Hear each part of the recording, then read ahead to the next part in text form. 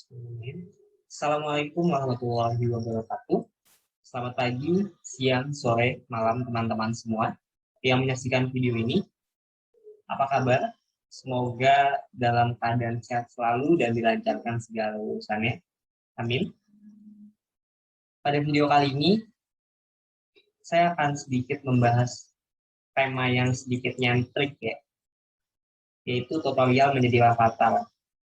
Kita tahu sendiri teman-teman, Rafathar dengan keadaannya yang sekarang atau dalam usia yang masih kecil, memiliki privilege yang luar biasa. Tentu kita semua pengen jadi seperti Rafathar, benar nggak? Tapi pertanyaannya, bisakah kita minta untuk dilahirkan dari keluarga yang punya privilege? Bisakah kita minta untuk menjadi bagian dari keluarga yang mampu, keluarga yang berada? Nggak bisa. Kita nggak bisa buat menyalahi kehendak dari Tuhan. Maka apa yang bisa kita lakukan? Berjuang, berusaha, dan memaksimalkan semua potensi diri kita. Berusaha dengan keras dan mencapai titik dari setiap impian kita. Sehingga nantinya, ketika kita tidak bisa menjadi seorang Rafathar, insya Allah ke depannya, anak kita yang akan mendapatkan privilege yang sama seperti Rafathar. Amin ya. Oke. Tentu akan sedikit banyak hal yang akan kita pelajari di sini. Sebelumnya saya pengen tanya kepada teman-teman semua, ketika ditanya, apa yang teman-teman butuhkan saat ini, nanti, dan yang akan datang? Boleh jawab di kolom komentar. Oke. Mostly kebanyakan dari kita pengen uang, pengen duit, pengen cuan, apalagi ya. Intinya yang segala berhubungan dengan uang, teman-teman. Benar nggak? Pasti dong. Kenapa? Karena memang uang saat ini kita sangat perlukan untuk kegiatan apapun. Memang uang bukan segalanya. Kebahagiaan, ada yang mengatakan bahwa kebahagiaan tidak bisa dibeli dengan uang. Benar. Kenyamanan tidak bisa dibeli dengan uang. Benar, ya kan? Itu kata orang-orang bucin. Iya, memang benar. Tapi tentu segalanya butuh uang, teman-teman. Pengen makan, butuh uang. Pengen minum, butuh uang. Pengen ke sekolah, butuh uang. Pengen kerja ke kantor, butuh uang. Ke kampus, butuh uang. Bucin, apalagi, pasti butuh uang. Jalan-jalan, butuh uang. Ya kan? Segalanya butuh uang. Dan memang kita nggak bisa hidup kalau misalkan nggak ada uang. Bener nggak? Masa iya kita di rumah aja, diem aja di rumah? Atau coba kita pesan sesuatu tapi bayar dengan kertas, dengan daun, dengan uang mainan? Nggak mungkin, gitu. Silakan disimak, silakan dicatat ya, bahwa kita pasti butuh yang namanya uang dan kita pengen punya banyak uang. Tapi yang terpenting adalah tanamkan mindset dalam teman-teman bahwa saya pasti bisa punya uang yang banyak. Saya pasti bisa menjadi orang yang kaya. Saya pasti bisa menggapai semua impian saya. Percaya dan yakin. Kuncinya itu. Oke, kita lanjut. Nah,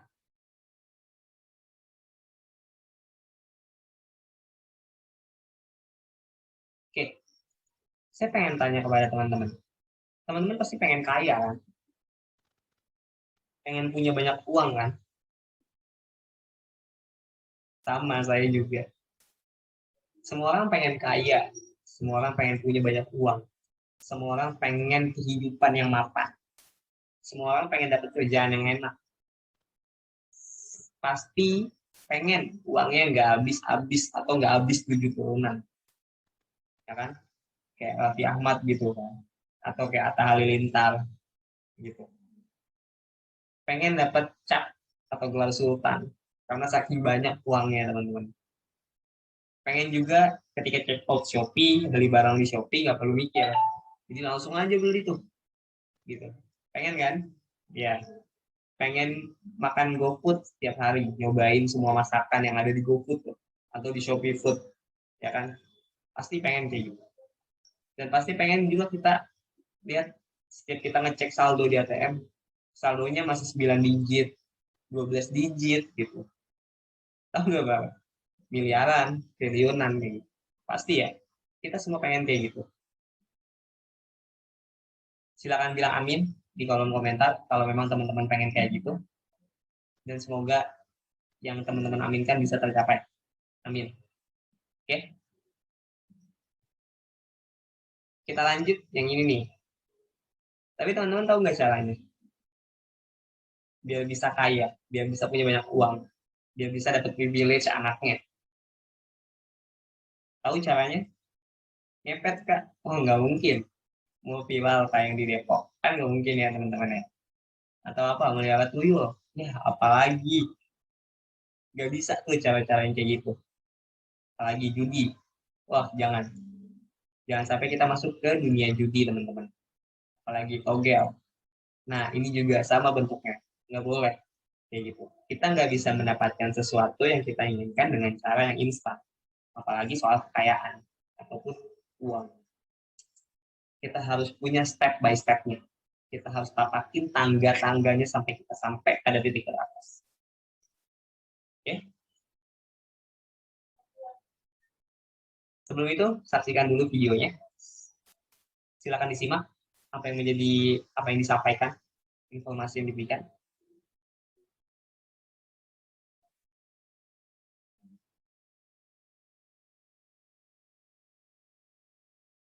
Di video ini, gue bakal jelasin ke lo semua tentang cara supaya lo bisa kaya. Sebelumnya, gue punya cerita. Bayangin, lo hidup di sebuah pulau, dan lo cuman hidup sendiri di pulau itu. Dan di pulau itu emang gak ada apa-apa. Nah, pastinya lo butuh makan. Dan lo pun mencari cara untuk bisa makan. Dan ternyata, satu-satunya cara paling mudah dan paling ampuh untuk lo bisa makan adalah dengan mancing. Akhirnya, lo pun nyoba untuk mancing di sungai yang ada di pulau tersebut. Pas mancing, lo mancing pakai tangan doang. Dan akhirnya, lo cuma bisa ngambil satu ikan dalam sehari. Nah tapi, meskipun cuma bisa ngambil satu, lo bisa kenyang cuma dengan satu ikan itu. Karena emang ukuran ikannya cukup gede. Jadi lo bisa survive cuma dengan makan satu ikan per hari. Dan hal ini lo lakukan terus-menerus selama beberapa hari. Lo pun cukup puas dengan hasil pancingan yang lo dapat. Meskipun gak puas-puas banget sih. Sampai akhirnya, di malam hari, lo coba untuk mikir, gimana ya cara lebih gampang dan gak capek buat dapat makanan. Akhirnya, entah dapat pencerahan atau gimana, lo pun punya sebuah ide, yaitu untuk membuat bambu runcing. Karena lo menganggap bahwa tangan lo itu kependekan, makanya lo cuma bisa ngambil satu ikan. Dan dengan bambu runcing, lo pastinya bisa dapat ikan yang lebih banyak dari itu, karena jangkauan tangan lo jadi lebih panjang. Dan besok paginya pun, lo mencoba untuk membuat bambu runcing. Lo cari bambunya, dan lo pun akhirnya meruncingkan ujungnya supaya bisa lo pakai buat mancing. Tapi lo pun menghabiskan banyak banget waktu buat bikin bambu tersebut. Sampai akhirnya gak kerasa, waktu pun udah malam. Dan lo pun akhirnya kecapean. Dan gak sempet mancing dan makan selama suatu hari. Lo pun merasa kelaparan. Tapi lo menganggap bahwa hal ini adalah pengorbanan yang setara. Ya, karena lo menganggap bahwa besoknya lo bakal bisa ngambil lebih banyak ikan. Dan ternyata besoknya lo beneran dapet 2 ikan. Lo pun seneng, meskipun lo cuman dapet 1 ikan lebih. Tapi lo menganggap bahwa ini adalah kenaikan yang substansial. Karena ekonomi lo naik 100%. Karena ya abis membuat alat itu, lo bisa aja cuman kerja 2 hari sekali. Atau nyimpen persediaan ikan buat di kemudian hari untuk jaga-jaga kalau misalnya lo tiba-tiba gak bisa mancing. Atau bahkan menggunakan waktu luang lo buat bikin alat pancing lain yang lebih canggih. Dari cerita ini, kita bisa tahu kalau misalnya untuk jadi kaya, itu lo harus berkorban. Dan lo juga harus investasi aset dan modal. Berkorban karena ya, lo di pulau itu merelakan untuk gak makan bro, selama sehari untuk bikin bambu runcing. Dan itu adalah risiko yang harus lo tempuh.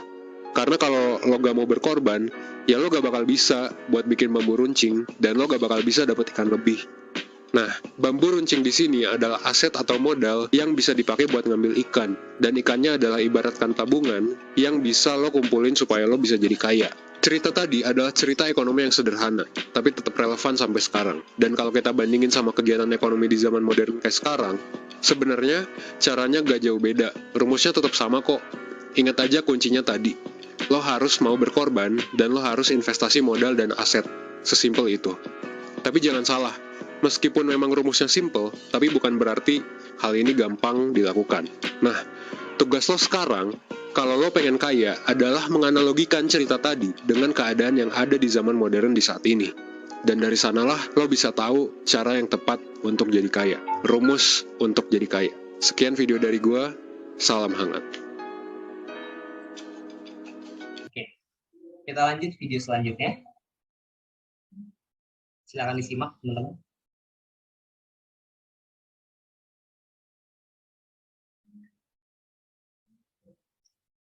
Rumus kaya sangat sederhana sebenarnya rumus untuk mencapai kemakmuran itu, yaitu kalau rumusnya dijadiin kayak matematik, karena kita akan mengajarkan science to get rich, maka kaya sama dengan value dikali leverage.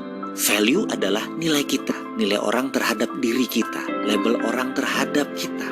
Jadi nilai bukanlah harga yang kita pasang untuk diri kita, tapi nilai yang orang lain sematkan kepada diri kita. Value atau nilai, caranya bagaimana untuk meninggikan supaya berharga? Caranya dengan membangun nama, brand. Kita membangun citra diri kita. Pertanyaan berikutnya, cara cepat terkenal, dipercaya, dan disukai itu bagaimana sih? Jawabannya, tidak ada cara cepat untuk terkenal, dipercaya, dan disukai. Tidak ada. Gak ada yang namanya cara cepat membangun value. Yang ada adalah cara benar membangun value. Begitu dengan cara yang benar kita mengerjakan, maka value kita akan cepat naik. Lalu ada hal yang namanya momentum. Begitu caranya udah benar, yang kedua adalah kita menunggu momentum. Tanpa momentum, kita sulit cepatnya, walaupun udah caranya benar. Dan momentum itu by design. Contohnya begini, kita lihat Gojek, GrabCar, Uber, Airbnb. Apakah cepat membangunnya? Tidak, namun cara mereka benar. Sambil menunggu momentum. Misalnya, Gojek momentumnya kapan? Puncak macetnya Jakarta adalah 2015, 2016 ketika banyak pembangunan konstruksi barang, jalan-jalan untuk MRT dan lain sebagainya. Disitulah momen yang Gojek tunggu selama 3 atau 4 tahun. Begitu hal itu terjadi, Gojek meledak, sukses. Tanya Nadiem Makarim sebagai founder Gojek. Mereka menunggu momentum dan mereka tahu momentum itu akan datang. Itu bukan tidak sengaja, itu by design. Oke, sekarang sudah paham mengenai value. Jadi kita mau tahu apa lagi? Mengenai leverage. Oke, kalau leverage di video berikutnya. Praktekkan dulu yang value. Oke. Sudah dilihat ya tadi videonya. Kita lanjut, kita flashback ke video yang tadi, apa yang bisa teman-teman dapatkan. Oke. Apa yang bisa teman-teman dapatkan dari video tersebut? Silahkan berikan komen di kolom komentar. Oke.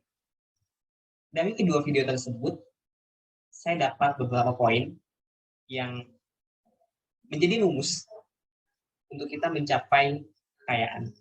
Yang pertama, adanya tuntutan atau sebuah keharusan.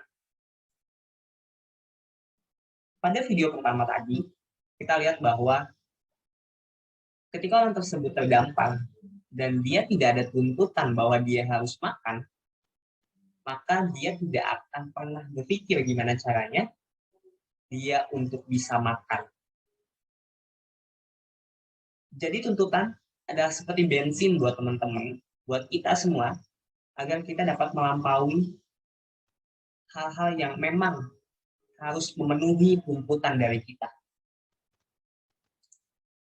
Lalu yang kedua, adanya rasa ketidakpuasan. Pada video pertama tadi, kita bisa melihat bahwa sebenarnya orang tersebut bisa hidup dengan 1 ikan per hari. Dan itu adalah cara yang paling aman sebenarnya. Tapi dia merasa tidak puas. Karena dia yakin dia bisa mendapatkan ikan lebih banyak lagi dengan cara yang berbeda. Oke. Lalu yang ketiga, adanya muncul sebuah ide dan inovasi dari dia, dari seseorang. Pada video pertama tadi, ide dan inovasinya apa? Alat pancing, bambu runcing, seperti itu. Oke?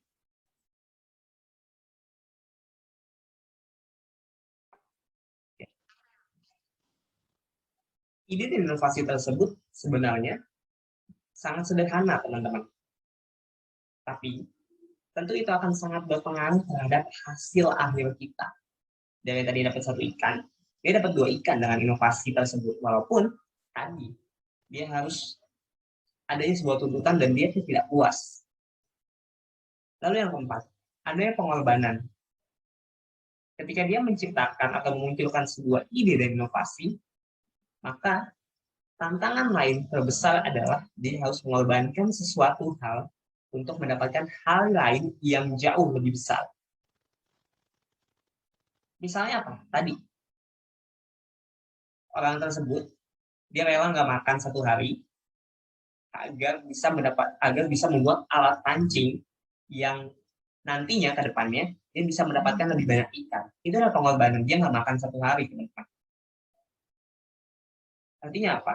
Dia menghabiskan waktunya untuk menciptakan suatu inovasi tersebut. Dia mengorbankan waktunya, dia mengorbankan dirinya, dia mengorbankan produknya. Memang ada sebuah pengorbanan yang harus dilakukan untuk mencapai sesuatu yang besar. Jadi jangan kaget kalau misalkan teman-teman dihadapkan pada 2 pilihan. Ambillah resiko untuk mendapatkan sesuatu yang lebih besar. Dan yang terakhir, tentunya semua hal tersebut ada hasil yang dinantikan yang jauh lebih besar dari apa yang didapatkan sekarang. Kita coba pindah ke video yang kedua. Di video kedua, rumus sukses adalah value dikali leverage. Apa sih sebenarnya value? Value itu adalah nilai kita di mata orang lain. Bagaimana pandangan orang lain terhadap diri kita. Itu adalah value. Value itu kita ciptakan, teman-teman. Nggak bisa orang lain melihat hanya dalam satu sisi. Pasti orang lain melihat dari bagaimana sikap kita, bagaimana diri kita, bagaimana kepribadian kita. Dan itu kita ciptakan sendiri kepada orang lain. Dan yang pasti, untuk mencapai value tersebut, step by step. Kita nggak bisa memindahkan atau memberikan sesuatu yang bagus dengan cara yang instan. Mustahil. Oke? Kalau kita sudah punya value, kita sudah dapat value yang bagus, atau bisnis kita sudah dapat hal yang bagus, tunggu momentumnya, cari momentumnya. Itu adalah daya ledak yang sangat besar yang akan berharga buat diri teman-teman dan bisnis teman-teman. Dan yang terakhir, momentum itu adalah by design. Kita yang membuat momentum itu sendiri. Kita yang akan merencanakan momentum itu sendiri. Kita sudah harus mulai berpikir, kapan waktu yang tepat untuk menampilkan diri kita kepada orang lain, menampilkan bisnis kita, memperkenalkan, mempromosikan diri kita, bisnis kita, dan segala hal yang bisa kita jual kepada orang lain.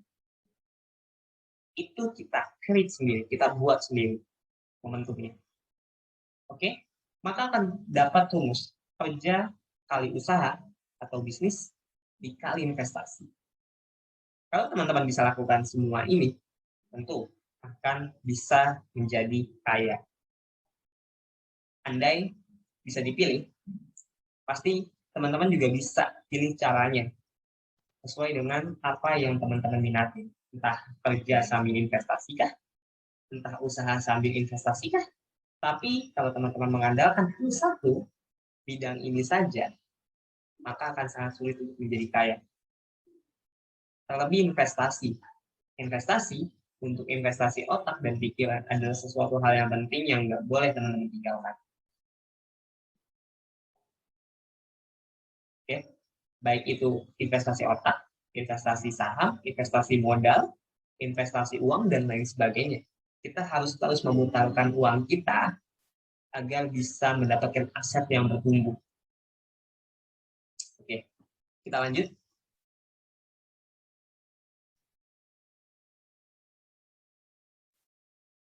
Oke.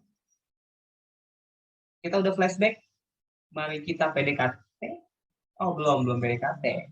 Kita move on dulu ternyata bisa. Oke. Sebentar. Saya mau mengajak teman-teman buat bisnis. Bisnis seperti apa? Banyak caranya yang bisa teman-teman lakukan, dan ini biasanya tanpa modal ataupun dengan modal yang minim. Kalau teman-teman tanya, bisnis apa yang di sini yang sudah saya lakukan? Sudah ada beberapa yang saya lakukan, teman-teman. Saya coba buat jadi influencer, saya jadi joki tugas, saya juga coba buat menulis, saya juga pernah coba buat ngajar les, dan lain sebagainya. Banyak hal yang sudah saya lakukan dan sudah saya coba. Memang hasilnya ada, tapi belum sebanyak apa yang saya harapkan. Tapi gak apa-apa. Yang terpenting adalah step kitanya. Ketika kita sudah berani mencoba, maka kita akan satu level di atas orang lain. Oke. Kita akan bahas satu-satu dari bisnis ini. Yang pertama, reseller ataupun dropshipper. Pasti teman-teman tahu ya. Kita kalau mau jualan bisnis, kita kalau mau bisnis atau menjual suatu produk di platform ataupun di Shopee, Tokopedia, dan lain sebagainya, tapi kita nggak punya modal, kita bisa menjadi seorang reseller ataupun dropshipper dengan memanfaatkan orang lain, bisnis orang lain, kita menjualnya lagi, dan kita akan mendapatkan keuntungan berapa persen dari hasil kesepakatan. Cukup simpel sebenarnya bisnisnya. Yang penting teman-teman rajin posting dan coba aktif di media sosial. Lalu yang kedua, kita pindah ke bawahnya, ada influencer. Influencer itu apa, Kak? Mempromosikan atau mengkampanyekan bisnis orang lain, produk bisnis orang lain, dengan konten-konten yang unik dan menarik. Bisa melalui TikTok, IGTV, postingan di Instagram Story, Twitter, dan lain sebagainya. Yang teman-teman maksudnya adalah mengajak orang lain untuk mengunjungi ataupun membeli produk tersebut. Dan itu tanpa modal. Yang penting teman-teman kreatif kuncinya. Lalu yang selanjutnya copywriter. Copywriter ini teman-teman bisa menulis caption, bisa bikin desain untuk jualan-jualan dan lain sebagainya. Itu yang sangat dibutuhkan. Tinggal teman-teman bagaimana caranya mencari channel dan kerjasama dengan orang lain yang punya bisnis. Gitu. Lalu kita pindah ke bawah, ada joki. Joki itu apa, Kak? Joki itu ada banyak macam ya, teman-teman ya. Saya joki tugas, jadi saya mengerjakan tugas orang lain, dan saya dibayar dari hasil itu. Dari hasil mengerjakan tugas orang lain tersebut. Gitu. Dan ada juga joki game. Dan tentunya para gamer yang pro ya. Dan itu bisa menjadi peluang bisnis buat teman-teman. Dan yang paling banyak adalah biasanya e-sport. FIFA, Mobile Legends, dan lain sebagainya. Kayak gitu. Oke, lanjut. Ngajar les atau bimbel. Nah, ini juga bisa teman-teman lakukan. Ngajar di daerah rumahnya, ataupun bergabung dengan bimbel, dengan tempat les, ataupun ngajar privat, gitu. Itu bisa teman-teman lakukan. Itu hal yang mudah sebenarnya. Kita nggak perlu modal. Kita cukup bisa mengajarkan ilmu pada orang lain. Itu kita bisa menjadi seorang guru. Lalu blogger dan vlogger. Blogger itu kita menulis blog. Berarti kita membuat suatu semacam website tapi dalam bentuk blog, dan itu gratis. Yang penting kita menulis apa yang sebenarnya orang lain juga pikirkan. Gitu. Lalu kalau vlogger, seperti YouTuber teman-teman, mengkampanyekan sesuatu tapi dalam durasi yang cukup lama. Kita contohnya bisa melihat seperti Atta Halilintar ataupun vlogger-vlogger makanan, gitu ya. Itu contohnya. Lalu kita pindah ke atas, ada bisnis online. Teman-teman bisa jualan makanan, bisa jualan kerudung, misalkan aksesoris, ataupun hal-hal lainnya, baju dan lain sebagainya. Pada sebuah media platform e-commerce, Shopee, Tokopedia, dan lain sebagainya, itu bisa dimanfaatkan. Tapi yang pasti kita perlu modal buat menjalankan bisnis online ini. Atau kita bekerja sama dengan orang lain yang punya bisnis. Lalu kita bikin toko dan kita menjual di toko kita. Gitu. Oke. Lalu admin sosial media. Ini biasanya kita bekerja sama dengan perusahaan atau kita melamar di sebuah perusahaan untuk menjadi admin sosial media dengan cara memposting konten-konten dari si perusahaan tersebut, lalu kita dibayar. Kita berarti kita kalau misalkan menjadi admin sosial media, berarti kita harus up to date. Kita harus standby di HP, di gadget kita, ataupun di sosial media. Lalu kita juga bisa menjadi penulis. Kita menulis puisi, kita menulis novel, cerpen, buku.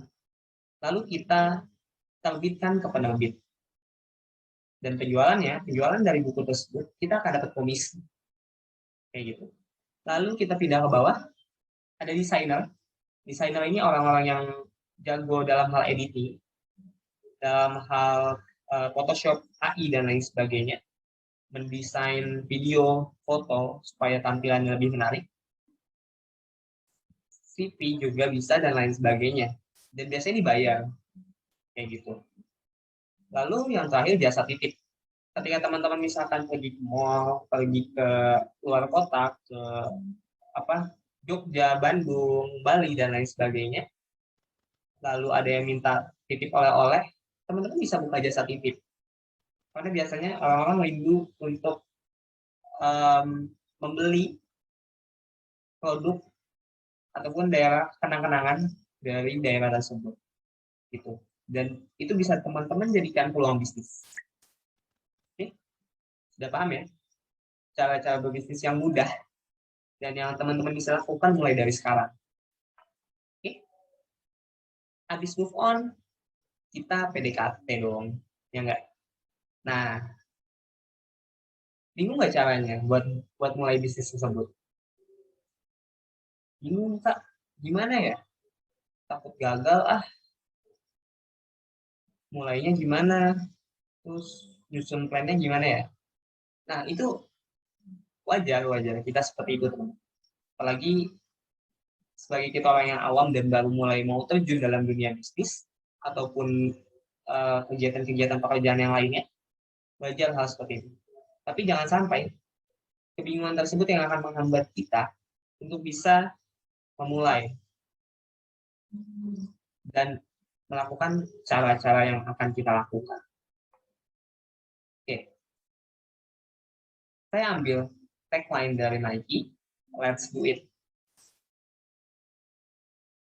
Jalankan, lakukan, jangan takut. Stepnya apa? Yang dilakukan adalah pertama, tentukan masalah yang dihadapi oleh pasar. Pasti teman-teman tahu dong,